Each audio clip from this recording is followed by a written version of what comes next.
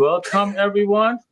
Thank you, Sean. Thank you, Mark, for joining. This is a bi-weekly call we're going to have where we're going to unwind and talk about digital advertising in an ever-changing world of digital marketing. There's a lot happening in our world. We have here today Mr. Sean Stone, Amazon Ads guru and advisor, and Mr. Mark Kelly, Google Ads expert, and yours truly, digital ads, Swiss Army knives. I do a little bit of everything on ads these days and SEO, guys. All right, let's get started, guys. What's going on in everybody's world? What's going on in the world of Amazon? Holiday is coming, Sean, and I'm sure e-commerce companies are.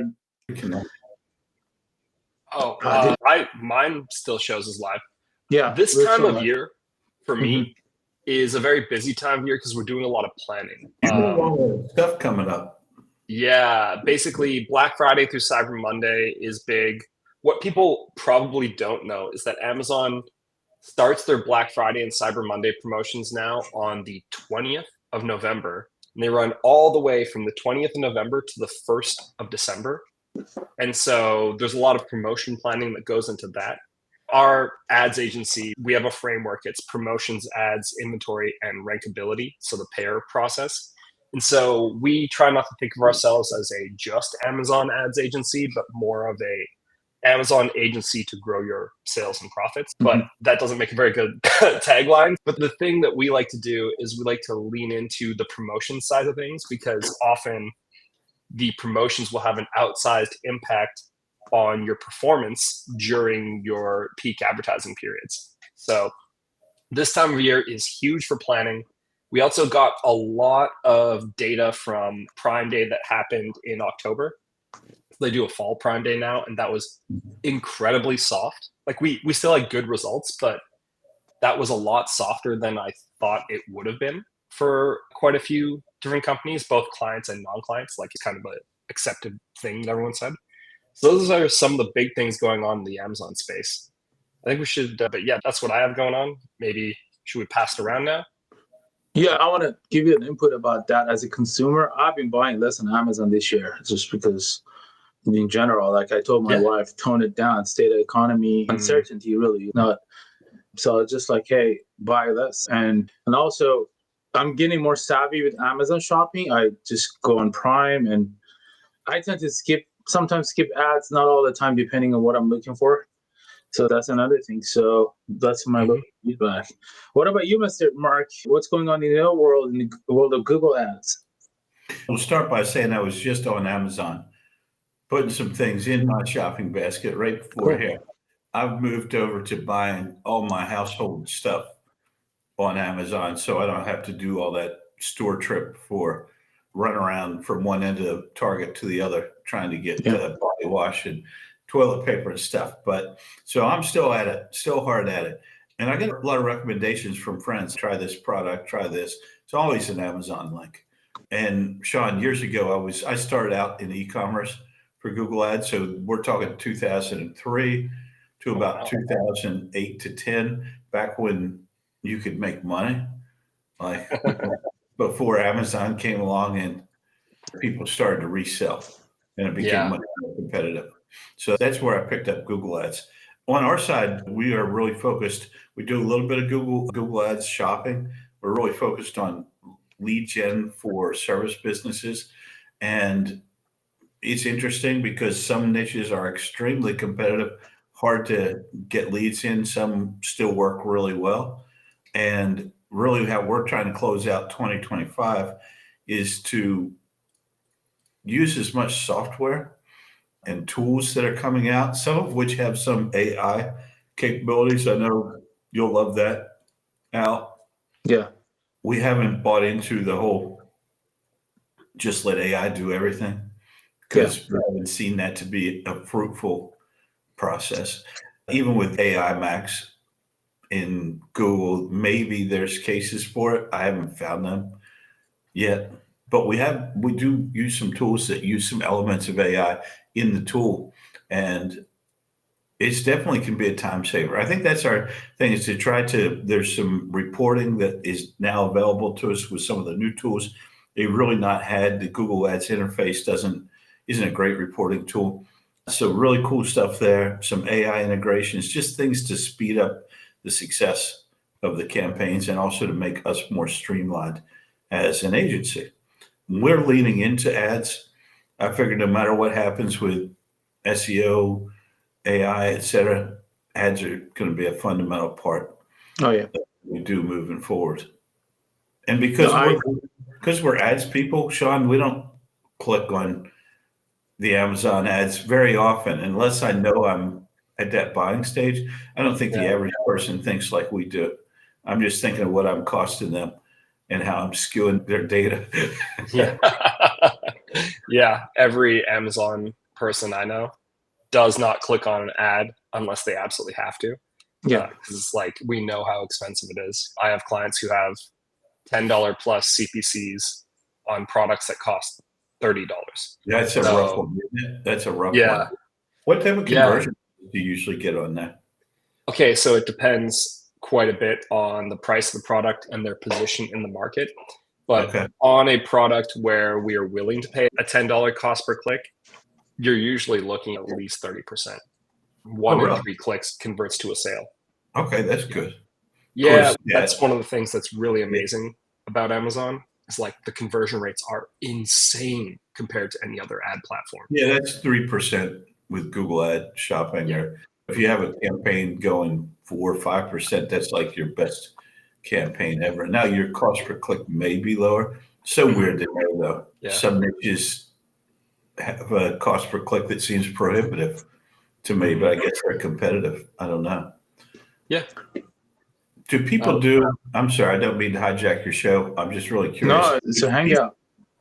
Do repeat buying on Amazon? Because one of the things that on my site, and it was mine, I did list a little bit on Amazon towards the end there, but I owned a client and they would typically, we'd have 2.2 purchases a year from on average. So there was a lifetime value. Yeah. So Amazon still absolutely refuses to give up customer data. And they keep trying to give you more and more stuff without giving you customer data. One of the things that they've rolled out and continued to add to is something called their subscribe and save dashboard. And the subscribe and save products which is a big portion. Like I think every one of my clients has at least one subscribe and save eligible product. And one of the things that we do with subscribe and save is we have the opportunity to present a coupon to people for their first subscribe and save order. And that has been transformational for a lot of people's businesses. And it's one of those things that like you set up once for the year sometimes. And unless you want to change it, it just keeps going. And we have some clients that have added like, so there's one person I'm thinking of in 2025 we started working with in February, and they went from 2,000 subscribers, because they give you a total count. They're up to 7,000 subscribers the last time I checked, which was about 2 weeks ago. And most of these are monthly subscription types of things? They don't, it's like between 1 month and 3 months, but this is a supplement seller. So it's repeat. Yeah, that's repeat business. There's at least 2 purchases, and they like their current active subscribers is up over 7,000. So is there decent retention on those? Yeah, they give you some metrics, but it's not the information you want. But the information they'll give you is for somebody who is a subscriber, you'll usually see like a 3x in terms of the amount of sales you'll make to them compared to somebody who just buys once. Okay. They're just giving you sort of industry numbers or averages type of thing. Yeah. No, they don't do much in terms of benchmarking yet. That would be really helpful. But for the most part, like we end up being the benchmarking company because we just see so many accounts. We're like, oh, okay, actually what you end up seeing is 2x to 3x because we end up like between me and like some of the other people I know who do what I do, we'll end up going and talking to them and being like, hey, what's everyone's average subscribe and save numbers on accounts that aren't outliers? There's always going to be outlier companies where either they have a unique product or like a patented formula or something. Those people are not ever worth comparing to because you couldn't replicate it unless you get a different patent. But for people who don't have patents or this or that, you're like, okay, usual subscribe and save numbers, you get like a 2 to 3x on a subscriber versus something else. So the coupon usually pays itself off on the first or second order. Yeah. Al, can I ask one more question and turn your show go back? for it. No, it's not my show. It's a hangout. So go for it. Yeah. Yeah. I'm really curious how many people that advertise on Amazon have a website, an e-commerce based website separate from Amazon? I'd say anyone doing a good amount of size, I'd say 70% have a website, and it's just like there to prove that they're a real business. Yeah. It's built on Shopify and then fulfilled through Amazon anyway. And they just okay. Yeah, I've seen a lot of those. Yeah. A couple of things like you guys might find interesting, and this will segue us back into more traditional ads talk, is like the average Amazon business does not understand the way other businesses work because they're almost acting like a fulfillment arm of a regular business. Yeah. They don't do photo shoots very often. Like we're talking content once a year with like minor upgrades here and there, but it's all just like a photo editor. Very occasional video edit or video shoots. One of my clients is getting into Facebook ads right now, and their Facebook ads person was like, "Hey, can you start shooting some more video?" And they're like, "What do you mean? Like, what do you want me to what?" Or for example, if you take more of like a Google Ads centric approach, you might say, "Hey, I need you to build the new landing page." It'd be like, "Okay, who's going to do that?" Like, like literally, like they don't even know how. Yeah. Because you're really not having to build out your own audience and do those things. That's interesting. Yeah. And to that extent, having the limited experience I've had with Amazon ads is that I used to, 2000, I don't know, it was over 10 years ago, I ran ads for a client that they had an e-commerce site too, but they focus on mainly on Amazon. And that's where I learned a lot of Amazon tricks.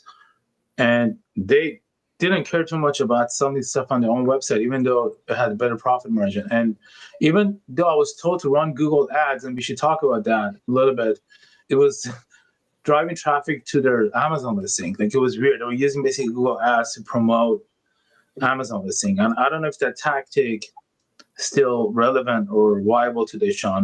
Do people use Google ads to boost their Amazon listings? We did do that for a little while. The thing is, it has very really expensive and ineffective.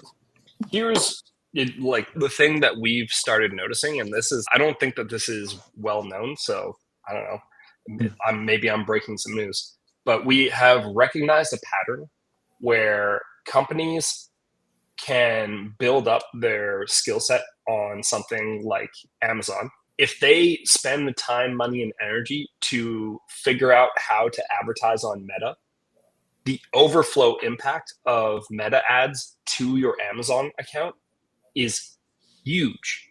So if you can break even on your Shopify store with Meta by creating demand, one of the easiest ways to measure the impact is just going and looking at your branded searches on Amazon, which is easy to find. Like Amazon actually gives you this data there. And you can see how much people are searching your brand name, and it usually directly correlates to your ad spend. And then after that happens, what ends up happening is you usually end up seeing huge positive outcomes on your Amazon store results. So we like, and there are like 2 direct competitors to some of my clients that have been running this playbook.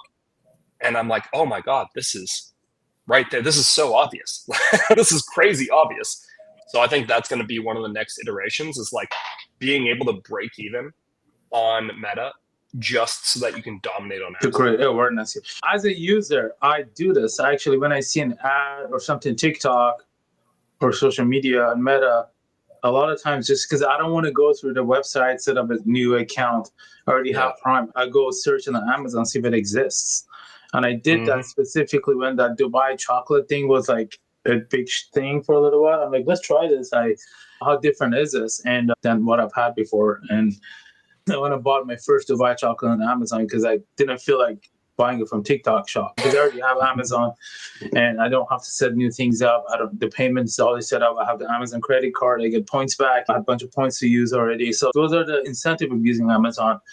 And that's pretty, assuming that's what you were saying, do your awareness and social media on Meta, and then your Amazon brand search will improve. That's basically what you were saying, Sean. Yeah, that's the thing, right? You have to transform yourself into a different type of business in order to succeed on Meta.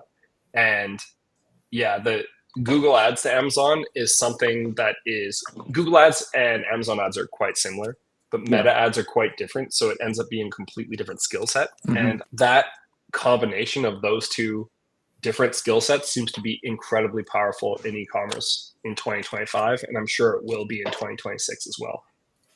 We used to notice when we ran Google ads for e-commerce clients, if they were pretty active on Facebook, you saw the correlation. You couldn't even track it.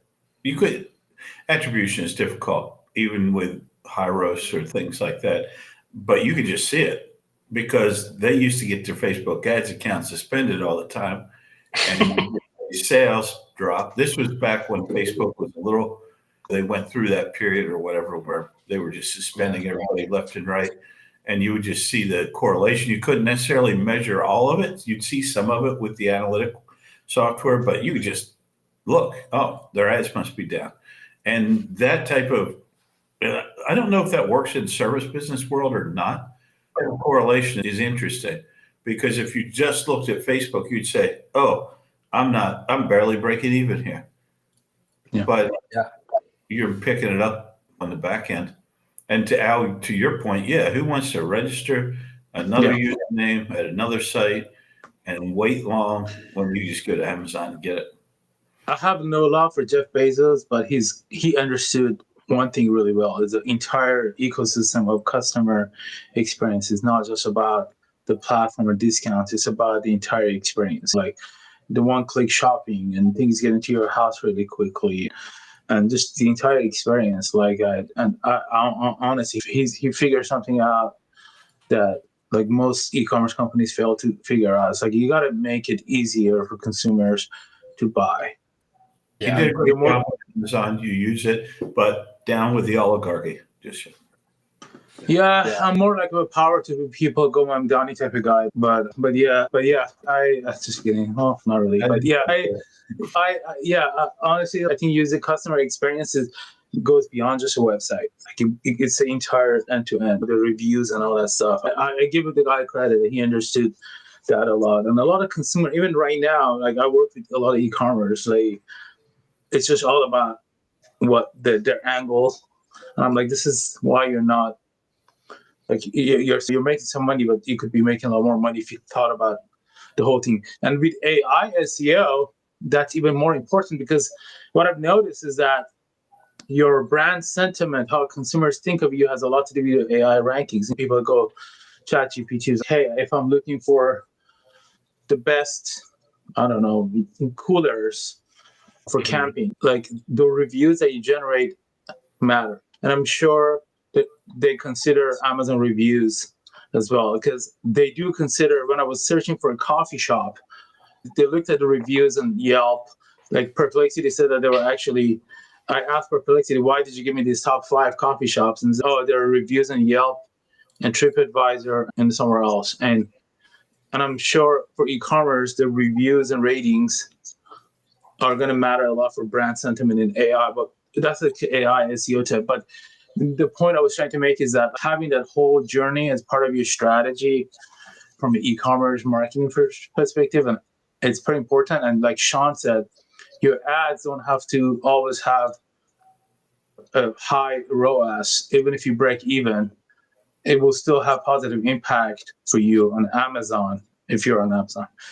And to add that, same deal with programmatic advertising. Like it's more of a higher funnel advertising. I recommend it, especially if you're a direct-to-consumer brand, because you want to make awareness and that you exist and you have a good product. And then 2 or 3 months later, you want to come and look at see how that improved your branded search in Google and Amazon. So like I've seen that happen when you do higher funnel advertising, social and programmatic advertising. I have seen the direct traffic, the branded search in Google has increased quite a bit. And as Sean says that it's also the same case with Amazon, which makes sense. Yeah. Just to piggyback on that, there are a few places, and Amazon is one of them, where they're like the bottom of the funnel on the internet. So if you're buying a physical product online, you could buy from this website, and maybe the website looks trustworthy. Maybe they've got a bunch of reviews. Maybe you have friends who bought from them. But if you're one of the 100+ million people in the United States who has a Prime account, you definitely trust Amazon Prime. You definitely have a lot of friends who trust Amazon Prime, and this product's going to show up on time if you order it with like before the shipping deadline each day. Yeah, and you can return it if it's not pretty easy. If it's not. Yeah, and you're not going to pay for shipping it back. That's a big thing with Wayfair. You have to pay to ship your product back, and things like that are just like making it so hard for any other company to break into the space. Like right now, we're looking for a nice kitchen table on all over the internet, like considering all options. Wayfair, Amazon, Facebook Marketplace. Like Facebook Marketplace is another bottom of funnel portion of the internet, in my opinion. Yeah. And it doesn't matter unless we can go and physically touch the product through a Facebook Marketplace transaction before we actually give the money to the people. We're like incredibly skeptical and incredibly hesitant to go and try to grab this product because we don't know if it's trustworthy, especially with AI generated. There's no policing going on there. I'm very like, what if I get a bad product? Like return it. It's just there's none of that. Yeah. You leave them a bad review, they can pay to take it down. It doesn't even. And I'm glad this subject came up because this is what I preach to my clients, and some are more open to it than others. Is that it's not the old days of internet where you look at a single channel. You got to look at your marketing efforts as more of an omnichannel. The consumer journey starts in organic search or on social media or a display ad they saw somewhere through either Google Performance Max, programmatic ad or something like that. That ends up converting somewhere else, whether it's on Amazon or Google Ads. And this is something that I continue, even in 2025, continue having hard time persuading some of my clients. It's like, that's the type of approach you need to have, because literally we have clients that just put so much money in Google Ads, and they're like, out of that money, over 70% of it is bid on branded terms. I'm like, why? Bid on non-branded, our ROAS will drop. So what? You get more newer clients into the funnel, and then you can retarget them, and they're going to know your brand more, and then they're going to search more. They're going to know Amazon.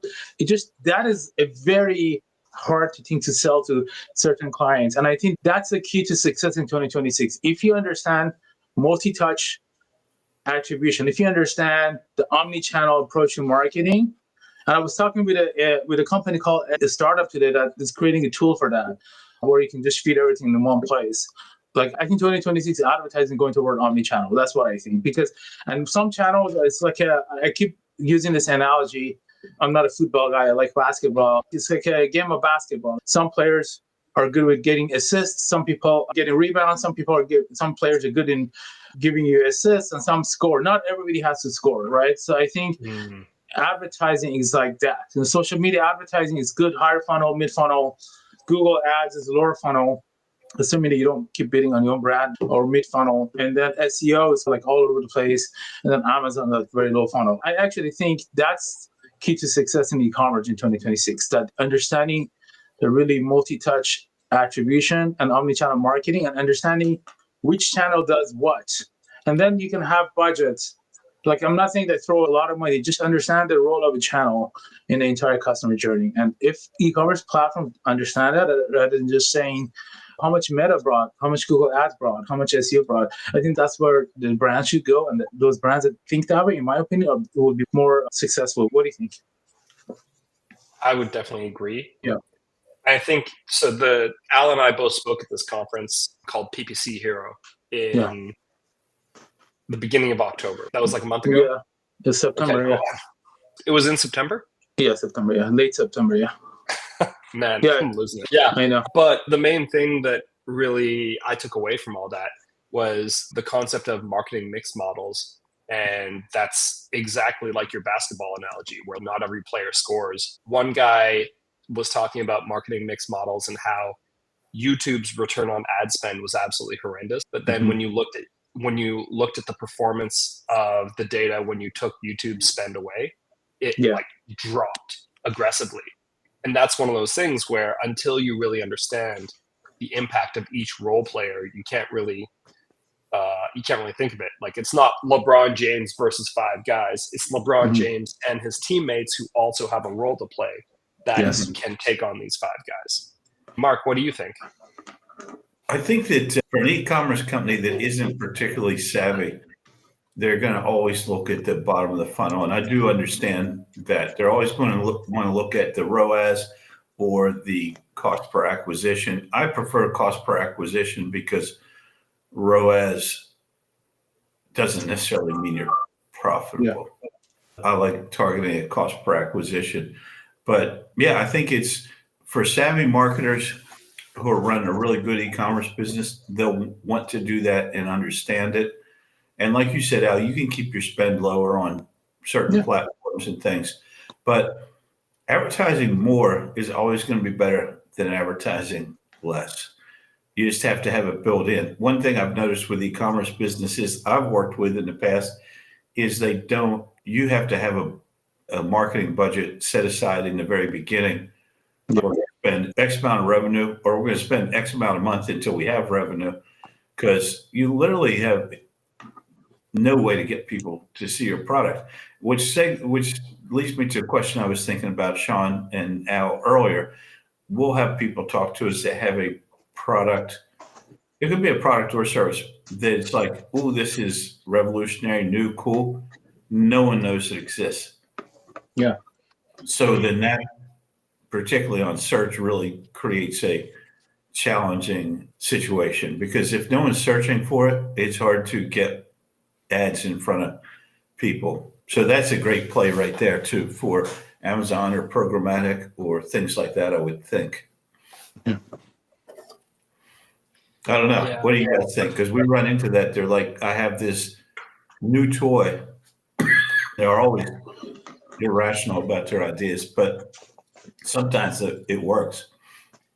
My opinion on anything new to market is you have to choose the right channel first. And the right channel depends on a bunch of different things. So actually, I have a friend, I talked to her and she might have closed this deal already. I should actually follow up with her, but she's buying a sunscreen brand right now. And she was asking me, could this product do well on Amazon? And I said, yes, it could. But when I look at this business collectively, like, where is the current revenue happening? And it sounds like a lot of it is happening in wholesale, which I'm like, that's just okay. But I told her that she should talk to a meta ads person before she decides on Amazon, because the top reef safe sunscreen ads are doing about 80 grand a month on Amazon. The average one is doing about 20. And so this brand is like a distressed asset, so to speak. So it's not like this product is doing well on Amazon right now. But the main thing that I was saying to her is, if I were in your shoes, I wouldn't just treat this as a binary, should this product be on Amazon or not? I'd be treating this as more of a question of, when should this product be on Amazon?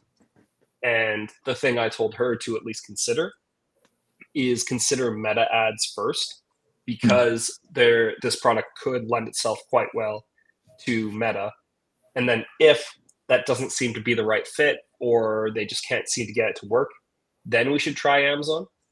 Again, I think that this product, because it's a little bit more unique, I encourage her to start with Amazon start with Meta, see if you can get Meta to work. And then if you can, great. If you can't, let's put it on Amazon and see what happens.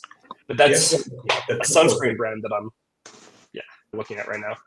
That's interesting, because I gave the opposite advice to my cousin's ex-wife. She came to me, she said, I heard you do SEO marketing. I came up with this new delicious health bar.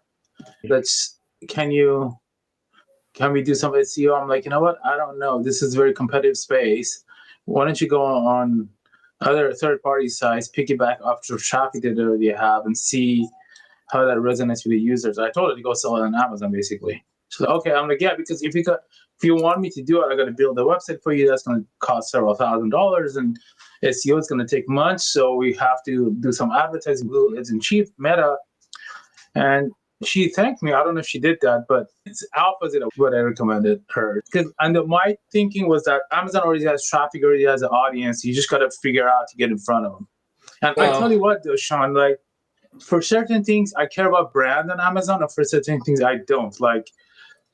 Like in toilet paper, I'm looking for it cheap. For coffee, I'm a coffee drinker, but I like good coffee, but like for those Nespresso shots, I'm always looking for deals. I don't care if it's actually Nespresso or it's a knockoff, like as long as it fits, right? Like for certain things, I don't care about brand so much. So I think depends on product. At least that's me as a user, not so much Yeah.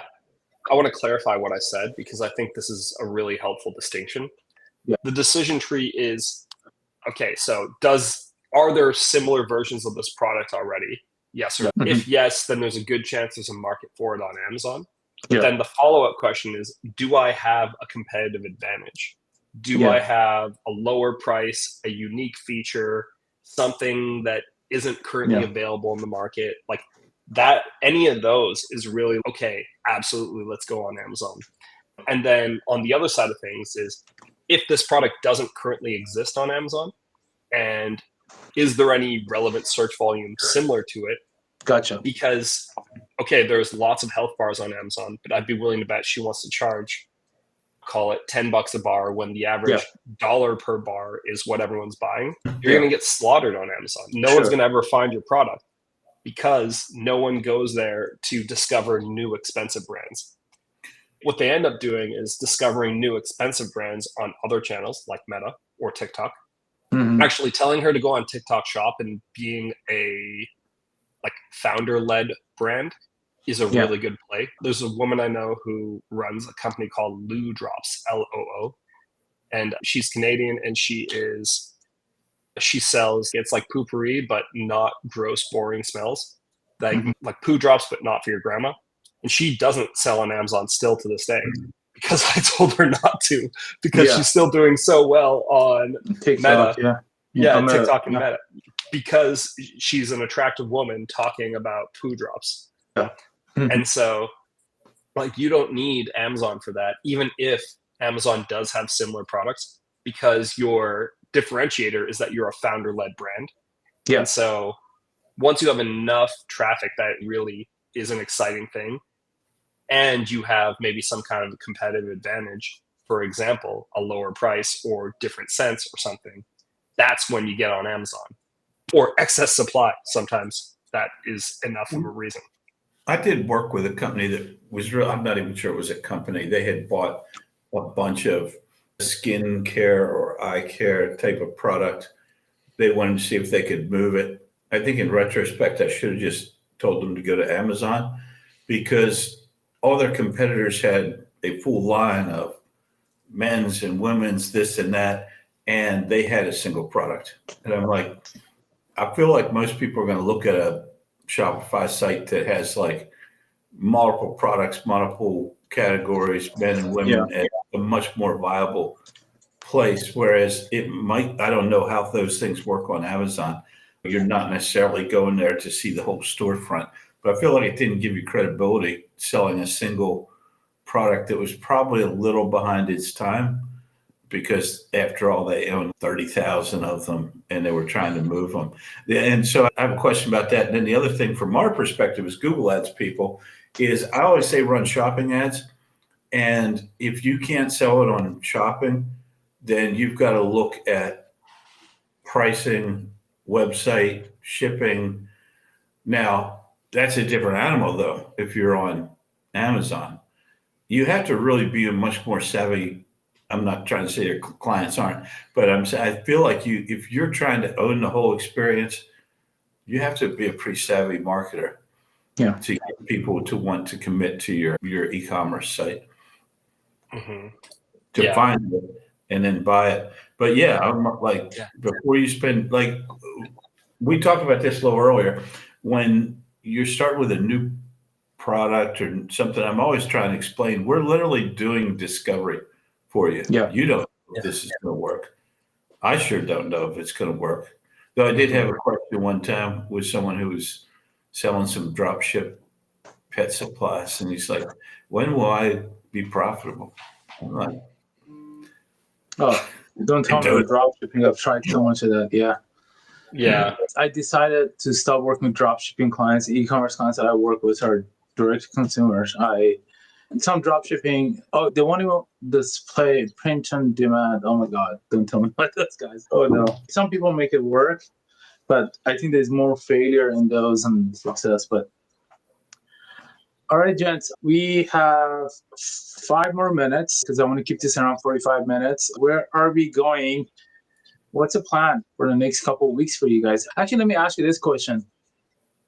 AI tools that you're using to enhance your life, your advertising, what is it outside, besides ChatGPT?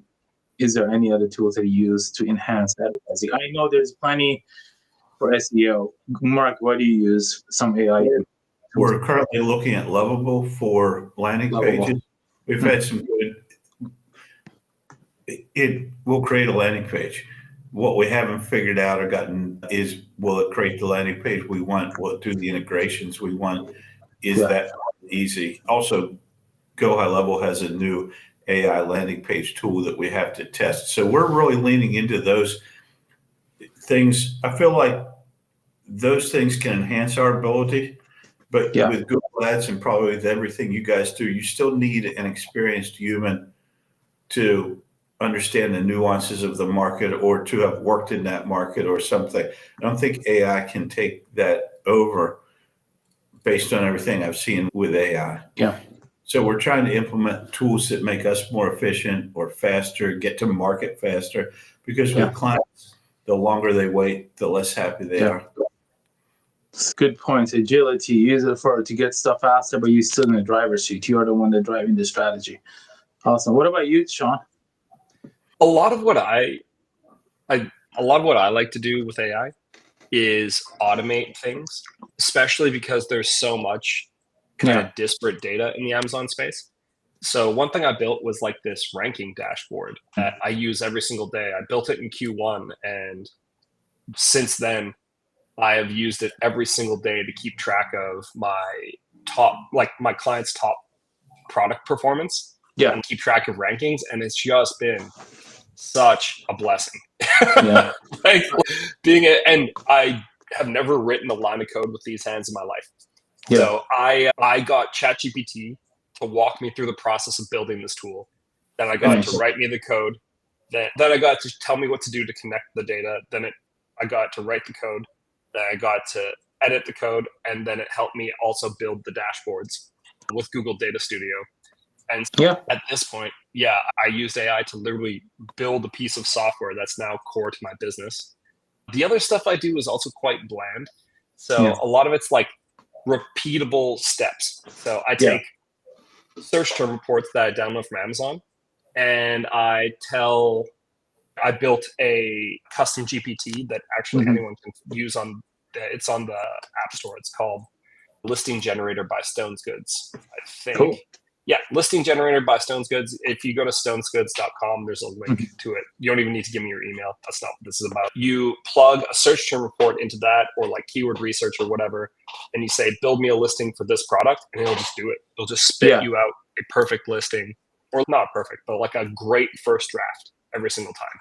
I'll use it if I have to. That's good. I do similar things with Claude. I have a lot of custom projects where the dashboards, basically, I just upload the report and we just create dashboards and give us the analysis. It took a little bit of back and forth and but it was basically vibe coding what you did.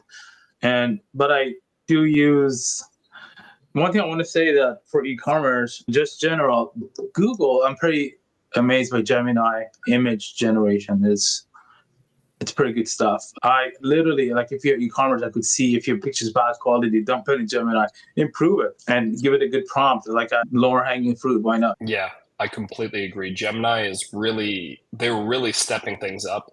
Yeah. They have an AI developer studio that I think a lot of people should look into. Yeah, There's lots of really good stuff. Really good stuff. Yeah, they started slow, but now they've caught up. And I don't know if Gemini 3 is out or not. It's supposed to be a big thing. But yeah, I think AI.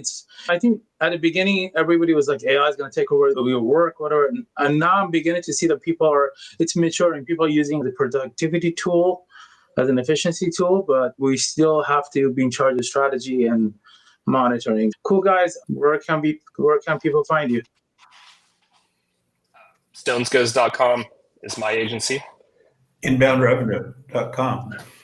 All right, and you can find me here in Irvine, California. Clarity Digital. Cool.